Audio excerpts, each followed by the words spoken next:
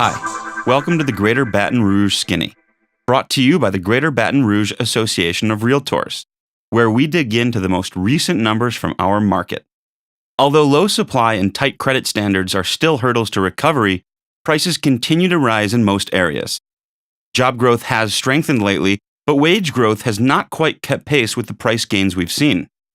Affordability is still historically high, yet below its all-time peak.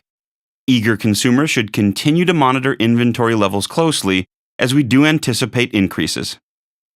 Pending sales increased 25.3% from last July to 985 for the month.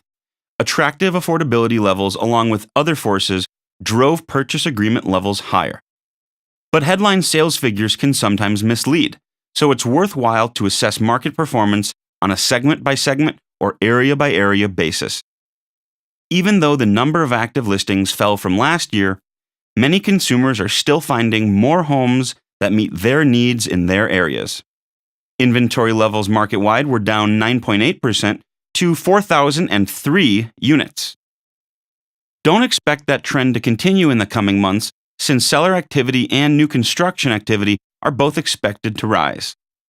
Prices continued to move higher, reflecting both the changing mix of homes selling as well as a favorable supply-demand balance. The median sales price increased 3.5% to $182,900. Month supply of inventory was down 18.5% to 5.3 months. We know that less than 5 months of supply indicates a seller's market, while more than 6 months indicates a buyer's market. At 5.3 months, there's a healthy balance between supply and demand. Sellers yielded a greater share of their asking price compared to last year. Percent of list price received at sale rose to 97.7%.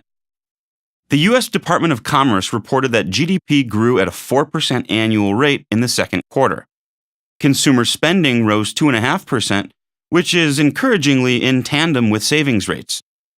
Increased consumer spending means more demand for goods and labor. Increased savings rates means more resources for down payments. With rates still low, rents still rising, and private job growth finally accelerating, it's becoming more and more difficult to side with the housing bears. That's the Greater Baton Rouge Skinny for this month. Check back next month for the latest.